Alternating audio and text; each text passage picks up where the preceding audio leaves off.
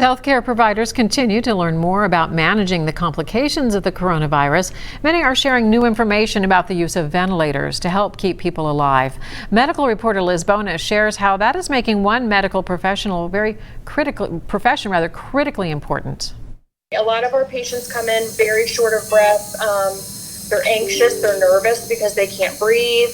When Trisha Lyons helps manage a patient with the COVID-19 coronavirus, we assess their breathing first. Then we determine if they need more advanced care. As this video, courtesy of Ohio's TriHealth, shows, that might be a breathing treatment, or if symptoms get worse, it might be assisting a patient on a ventilator. After they're intubated, the role of the respiratory therapist is to manage the ventilator with the physicians, make any changes or adjustments based on if the patient's improving, if they need a little bit more attention and the ventilator needs to be managed or changed, the settings need to be changed. Trisha is a respiratory therapist. She's one of many managing the toughest complication for many patients with COVID-19.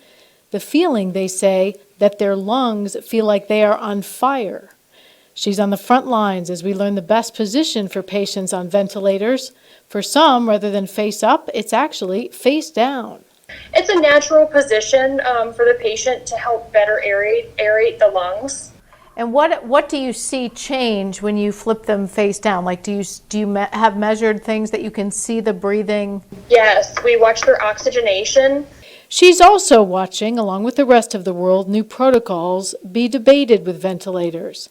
For example, a recent letter accepted for publication in Intensive Care Medicine from doctors caring for patients in Germany found using the lowest positive end expiratory pressure, or PEEP, saves more lives in COVID-19 treatment than using higher PEEP, which is often standard protocol. That said, for Trisha, in addition to getting patients to a healthier place, she says she often is one of the few visitors for patients these days who have COVID-19, which means she's also getting a lot of gratitude. We're in there with them, we're spending time with them, so they do have a lot of gratitude. I'm medical reporter Liz Bonus reporting. One medical center in Europe that changed its approach with ventilators to this lower setting care reported 0% mortality compared to up to 60% mortality and those who used a standard protocol approach. Other healthcare providers in the U.S. are trying to reduce the need for ventilators altogether.